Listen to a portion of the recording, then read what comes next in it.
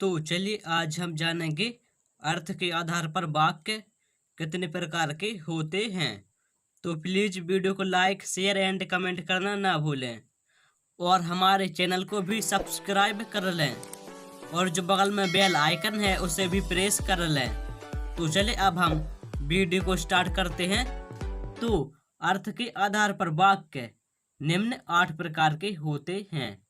तो चलिए अब हम जान लेते हैं विधानवाचक वाक्य क्या होता है।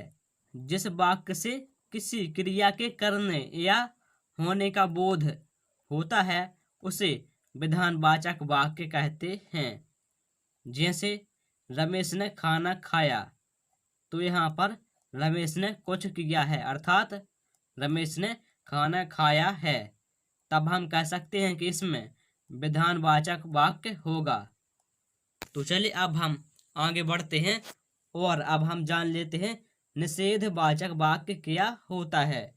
जिन वाक्यों में किसी कार्य के निषेध का बोध होता है अर्थात निगेटिव का बोध होता है तो उसे निषेधवाचक वाक्य कहते हैं।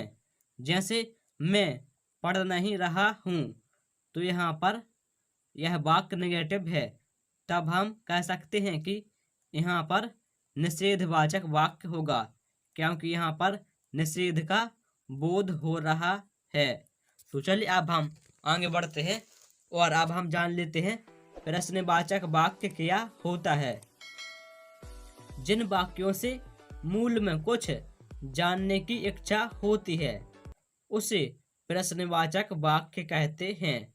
जैसे तुम्हारा नाम क्या है, तो यहाँ पर पूछा गया है कि तुम्हारा नाम क्या है, तब यहाँ पर क्वेश्चन मार्क आएगा।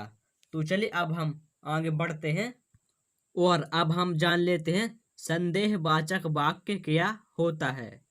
जिन वाक्यों से संदेह या फिर शंका का भाव प्रकट हो तो वहां पर संदेहवाचक वाक्य होता है। जैसे वह शायद कल मेरे घर आए, तो यहाँ पर निश्चित नहीं है कि वह कल मेरे घर आएगा, तो यहाँ पर शंका या संदेशा उत्पन्न हो रहा है, तब हम कह सकते हैं कि यहाँ पर संदेहवाचक वाक्य होगा।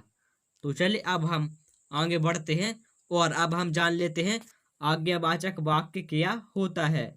जिन वाक्यों से आज्ञा या आदेश का बोध होता है वहाँ आज्ञावाचक वाक्य होता है। जैसे अब तुम जाओ, तो यहाँ पर एक ऑर्डर अर्थात एक आदेश है कि अब तुम जाओ, तो यहाँ पर आज्ञावाचक वाक्य होगा क्योंकि यहाँ पर आज्ञा दी गई है। तो चलिए अब हम आगे बढ़ते हैं और अब हम जान लेते हैं इच्छावाचक वाक्य क्या होता है। इस प्रकार के वाक्य में इच्छा, शुभ भावना या आशीर्वाद का भाव लक्षित होता है, वहाँ इच्छावाचक वाक्य होता है अर्थात इच्छा, शुभ भावना या आशीर्वाद का भाव जिस वाक्य में दिखाई दे उसे हम इच्छावाचक वाक्य कहेंगे। जैसे आपकी यात्रा शुभ हो, तो यहाँ पर यह किसी की इच्छा है, शुभ भावना है और यह आशीर्वाद है, तब हम कह सकते हैं कि यह इच्छावाचक वाक्य होगा। तो चलिए अब हम आगे बढ़ते हैं और अब हम जान लेते हैं संकेतवाचक वाक्य क्या होता है। जिन वाक्यों से एक क्रिया के दूसरी क्रिया पर निर्भर होने का बोध हो वहाँ संकेतवाचक वाक्य होता है।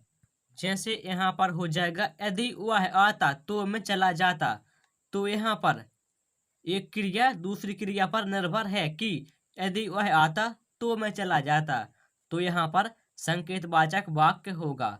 तो चलिए अब हम आगे बढ़ते हैं और अब हम जान लेते हैं विस्मयवाचक वाक्य क्या होता है। इन वाक्यों में विस्मय, आश्चर्य, घृणा, प्रेम, हर्ष, शोक आदि प्रकार के भाव प्रकट होते हैं, तो हम उसे विस्मयवाचक वाक्य कहते हैं। जैसे अरे तुम कब आए, तो यहाँ पर इस वाक्य को पढ़ने पर आश्चर्य सा प्रकट हो रहा है, तब हम कह सकते हैं कि यह वाक्य विस्मयवाचक वाक्य होगा।